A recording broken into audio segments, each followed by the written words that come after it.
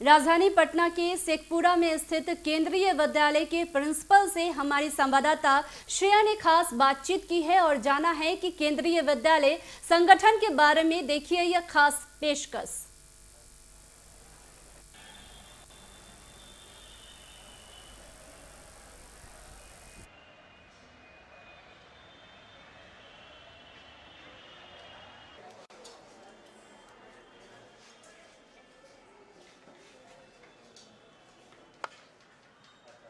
This is known as the indirect speech.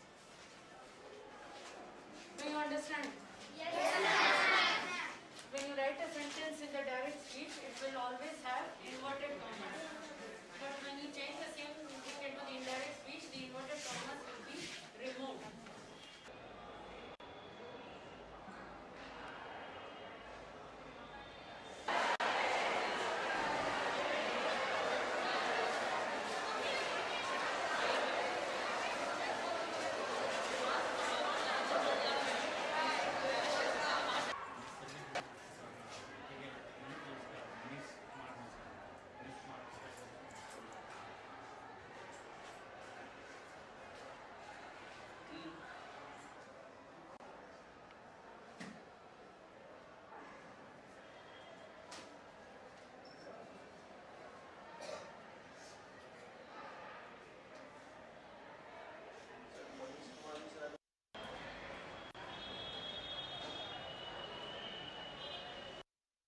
नमस्कार, मैं श्रेया और आप देख रहे हैं एबी न्यूज़ का स्पेशल कार्यक्रम स्कॉलर्स टीवी। तो इस वक्त हम मौजूद हैं पटना के शेखपुरा स्थित केंद्रीय विद्यालय में।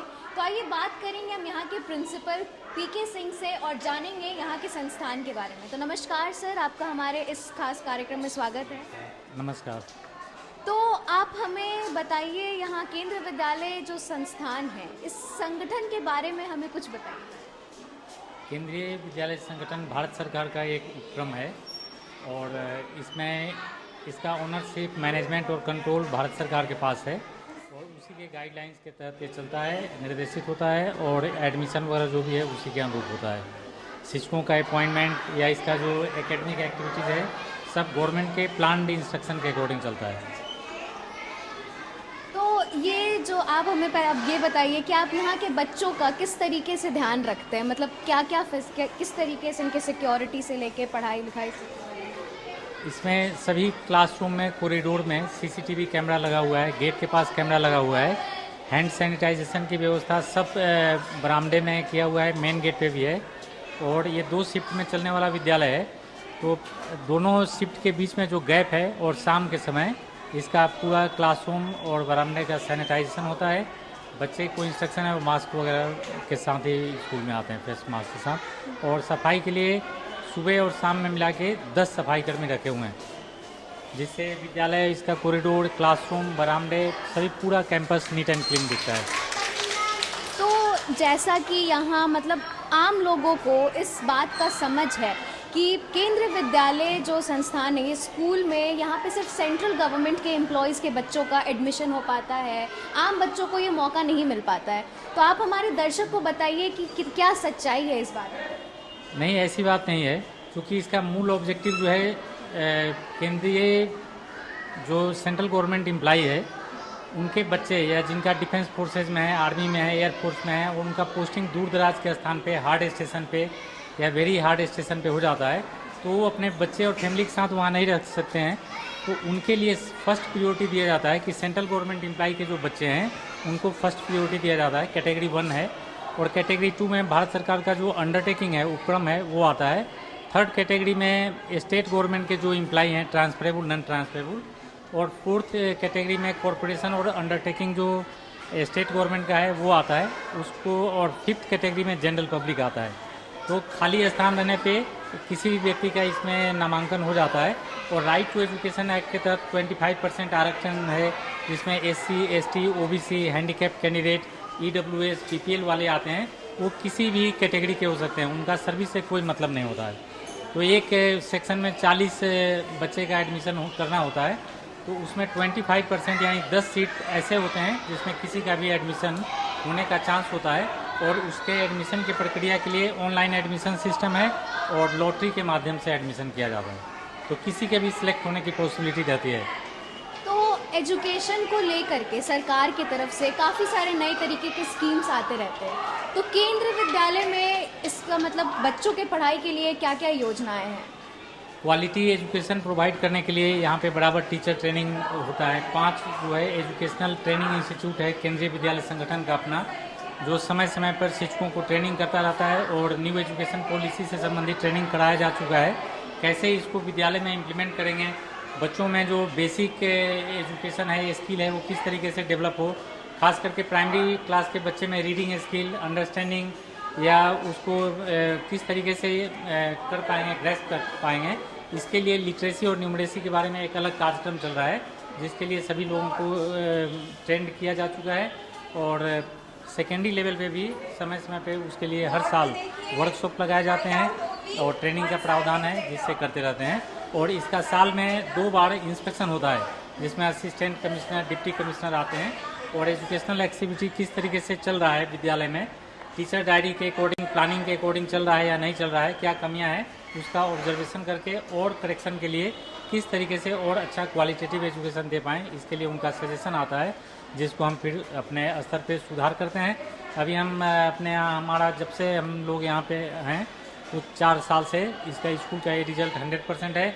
और अभी जो state topper, second state topper Shruti Parna Basak यहाँ की है, तो केंद्रीय विद्यालय संगठन पटना रीजन में जितने विद्यालय हैं उसका टॉपर है और स्टेट का सेकेंड टॉपर है।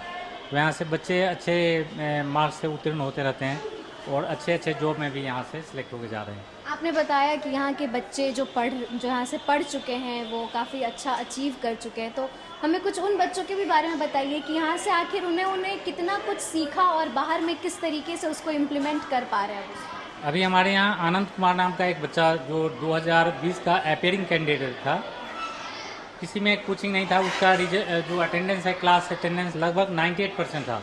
तो पूरा अटेंडेंस के साथ उसने यहाँ पे अपना पढ़ाई पूरा किया और अपेयरिंग कैंडिडेट के रूप में एनडीए एग्ज़ाम को क्वालिफाई कर लिया था। अपेयरिंग कैंडिडेट के रूप में नीट एग्ज़ाम को क्वालिफाई किया और जेई मेंस और एडवांस दोनों क्वालिफाई कर लिया था और उसका मैथ ओलंपियाड में भी सिलेक्शन हो गया था। तो ये एक बहुत बड़ी अचीवमेंट है, एक ही बच्चे ने सभी क्षेत्रों में एक ही साथ तरक्की हासिल किया। अभी रश्मि रानी जो सिविल सर्विस का एग्ज़ाम का रिजल्ट डिक्लेयर हुआ है, इसी करेंट सेशन का बात कर रहे हैं, तो उसमें उसका 351 स्थान है। रश्मि रानी सिविल सर्विस में क्वालिफाई करी है और वो इसी केंद्रीय विद्यालय बेली रोड प्रथम पाली की प्रोडक्ट है। और सौरभ कुमार हैं और एक जिशान अली है, जो बीपीएससी का जो 66वां रिजल्ट डिक्लेयर किया गया है, उसमें उन दोनों बच्चे ने क्वालिफाई किया है, सक्सेसफुली क्वालिफाई किया और वो ज्वाइन भी कर लिए हैं अभी। तो यहाँ से बच्चे काफ़ी अलग अलग क्षेत्रों में तरक्की कर रहा है। अभी कला के क्षेत्र में सौरभ आनंद नाम का लड़का एक केंद्रीय विद्यालय संगठन का नेशनल लेवल चैंपियन है कला के क्षेत्र में, और उसके वो एनसीईआरटी के द्वारा ओपन नेशनल एक कार्यक्रम का आयोजन किया गया था कला के लिए, जिसमें उसका चयन हुआ और नेशनल लेवल पे केंद्रीय विद्यालय संगठन ऑल इंडिया लेवल पे उस बच्चे ने इसको रिप्रेजेंट किया था केंद्रीय विद्यालय संगठन को और उसको प्रथम स्थान अर्जित किया। तो ये तो बाहर आप बता रहे कि बाहर में बच्चे यहाँ पे खेल में भी काफ़ी अच्छा अचीवमेंट कर पा रहे हैं। ये स्कूल बच्चों को करिकुलर एक्टिविटीज़ पे कितना ध्यान देते हैं और यहाँ पे को करिकुलर एक्टिविटीज़ को लेके क्या फैसिलिटी? यहाँ को करिकुलर एक्टिविटीज़ के लिए टाइम टेबल में प्रोविज़न है और सप्ताह में 2 पीरियड है जो पूरी तरीके से को करिकुलर एक्टिविटीज़ के लिए है, जिसमें सभी बच्चे और क्लास टीचर पार्टिसिपेट करते हैं। म्यूज़िक के क्षेत्र में, आर्ट के क्षेत्र में, डांस, ड्रामा, डिबेट के क्षेत्र में, कैरिकेचर के क्षेत्र में, जो भी उनको पसंद है या मॉर्निंग असेंबली में उनको अपॉर्चुनिटी मिलता है तो उसमें पार्टिसिपेट करते हैं। तो इस तरीके से साइंस एग्जीबिशन में यहाँ से बच्चे सिलेक्ट होते रहे हैं। तो ये सारी एक्टिविटीज़ है जिसमें बच्चे हर समय पार्टिसिपेट करते हैं। अभी हाल ही में पासपोर्ट कार्यालय द्वारा एक डिबेट कंपटीशन का आयोजन किया गया था, उसमें हमारे यहाँ से बच्चे प्रथम स्थान पे प्राप्त किया है। आर्कियोलॉजिकल सर्वे ऑफ इंडिया के द्वारा अभी हाल ही में 1 वीक पहले सभी स्कूलों को इनवाइट किया था, उसमें हमारे यहाँ से बच्चे गए थे और उसमें प्रथम स्थान प्राप्त किया है। तो सभी क्षेत्रों में बच्चे जाते हैं और अच्छे मुकाम हासिल कर रहे हैं। यहाँ पे गर्ल चाइल्ड हो या सिंगल चाइल्ड जो है वो उसके लिए क्या फैसिलिटीज़ देती है ये स्कूल? सिंगल गर्ल चाइल्ड के लिए सिर्फ केंद्रीय विद्यालय ही एक अलग से एडमिशन में स्पेशल फैसिलिटी प्रोवाइड करती है केंद्रीय विद्यालय संगठन के अंतर्गत जो फ्रेश एडमिशन होता है, नया नामांकन, तो उस नया नामांकन में प्रत्येक क्लास में प्रत्येक सेक्शन के लिए 2 बच्चे का सिलेक्शन होता है जो ओवर एंड एबव होता है। क्लास स्ट्रेंथ 40 है तो उसका क्लास स्ट्रेंथ से कोई मतलब नहीं होता है, और वो 41वां और 42वां ऐसे करके बच्चे को हम उसको एडमिशन देते हैं और फ्री एजुकेशन प्रोवाइड करते हैं। तो यहाँ पे ऐसे भी बहुत बच्चे हैं जो अनाथ हैं, लेकिन उनको पढ़ाई का मतलब होता है ना, एक फैसिलिटी नहीं मिल पा रहा है, तो उसके लिए उन बच्चों के लिए किस तरीके का फैसिलिटी? अभी बहुत सारे बच्चे ने अप्लाई किया था या उनके पेरेंट गार्जियन ने अप्लाई किया था, और पीएम कार्यालय में उन लोगों ने रजिस्ट्रेशन कराया था। जिनके बच्चे विगत 2 सालों में जिनके पेरेंट्स का देहांत हो गया, मदर फादर कोई नहीं रहे, अनाथ बच्चे हैं, तो ऐसे बच्चों के लिए बहुत सारे ग्रीवांसेज और रिप्रेजेंटेशन प्राइम मिनिस्टर कार्यालय में रिसीव हुआ है। तो प्रधानमंत्री ने एक पीएम केयर्स योजना छात्रों के नामांकन के लिए किया है। तो वैसे छात्र जिनके मदर फादर का डेथ हो गया है या जो उनके एडॉप्टेड गार्जियन थे जिन्होंने बच्चे को एडॉप्ट किया था, लीगल हेयर थे, उनका भी डेथ हो गया है और उनका देखभाल करने वाला कोई भी नहीं है, तो ऐसे बच्चों का नामांकन केंद्रीय विद्यालय में केंद्रीय विद्यालय गाइडलाइंस के अकॉर्डिंग जिस क्लास के लिए उनकी एलिजिबिलिटी बनती है एज के अकॉर्डिंग उनको मुफ्त शिक्षा प्रदान करने के लिए और फ्री एजुकेशन प्रोवाइड करने के लिए स्पेशल नामांकन की घोषणा किया गया है, जिसमें ऐसे बच्चे जिनके पेरेंट का कोरोना की वजह से डेथ हुआ है, किसी भी जिला से डीएम के रिकमेंडेशन के आधार पे उनको नामांकन मिल जाएगा और वो मुफ्त शिक्षा प्रदान की जाएगी। और केंद्रीय विद्यालय पहला विद्यालय होगा जो इस तरीके से बच्चों को एक ये विशेष छूट के अंतर्गत नामांकन करने जा रहा है। तो यहाँ की अब आप फैकल्टीज़ के बारे में बताएं कि आखिर किस तरीके के फैकल्टी हैं, यहाँ के टीचर्स किस तरीके से ध्यान बच्चों के ऊपर, क्लासरूम के अंदर का एनवायरनमेंट बताइए। क्लासरूम में अभी ऑफलाइन क्लास चल रहा है और क्लासरूम जो ट्रांजैक्शन है, शैक्षणिक कार्य जो चलते हैं बहुत ही सुचारू ढंग से सभी फैकल्टी का चल रहा है। यहाँ पे तीनों स्ट्रीम है, आर्ट्स, साइंस और कॉमर्स, तीनों स्ट्रीम की पढ़ाई होती है और तीनों क्षेत्रों से बच्चे, अभी जो स्कूल की टॉपर थी वो आर्ट स्ट्रीम की बच्ची थी जिसका 3rd टॉपर है केंद्रीय विद्यालय संगठन का। तो यहाँ पे तीनों स्ट्रीम में अच्छे से काम चल रहा है शैक्षणिक कार्य और रिजल्ट भी इसका अच्छा रहता है। तो यहाँ पे अब जैसा कि आपने कहा offline classes and pandemic situation अभी काफ़ी ज़्यादा था कोरोना को लेके, तो उस सिचुएशन में किस तरीके से आपने अब टैकल किए क्लासेस एंड बच्चे, पढ़ाई, ये सब? ऑनलाइन क्लास के दौरान जिस समय लॉकडाउन था या क्लासेस सस्पेंडेड थे उस समय ऑनलाइन क्लास चल रहे थे और ऑनलाइन क्लास के लिए हमारे यहाँ प्रोजेक्टर वगैरह भी लगा हुआ है, लेकिन टीचर सभी रिपोर्ट करते थे और उस दौरान उनके लिए स्पेशल क्लासेस का आयोजन किया गया। टाइम टेबल था, उस टाइम टेबल के अकॉर्डिंग ही क्लास चलते थे दोनों ही शिफ्ट का, और यूट्यूब से भी लिंक शेयर किया जाता था, उनके व्हाट्सएप के थ्रू भी लिंक शेयर किया जाता था और गूगल मीट के थ्रू भी उनकी क्लासेस कराई जाती है। और एक जी सूट है जो केंद्रीय विद्यालय संगठन के द्वारा तैयार किया गया है, जिसमें कोई बाहरी बच्चा अगर कोई इलीगल एक्टिविटीज़ करते हुए या ऐसे कोई ऐसा चीज़ करता है जिससे कि ऑब्जेक्शनेबल है तो उसको तुरंत पकड़ में आ सकता है। तो ये जी सूट भी इम्प्लीमेंट किया गया है जिससे कि ऑनलाइन क्लासेस में किसी तरीके का कोई डिस्टर्बेंस नहीं हो। तो सिलेबस को कंप्लीट करने में ऑनलाइन क्लासेस ने बहुत मदद किया है, जिससे सिलेबस सभी क्लासेस का कंप्लीट हो चुका है और एनुअल एग्जामिनेशन यहाँ तुरंत होने जा रहा है। बोर्ड के एग्ज़ाम का जो 10th और 12th के बच्चे हैं जो अपियर होंगे अप्रैल से 26 अप्रैल से बोर्ड का एग्ज़ाम होना है, तो उसके लिए पूरी तैयारी की जा चुकी है, रिवीजन वर्क चल रहा है, उनका प्रैक्टिकल भी शुरू होने वाला है जल्दी।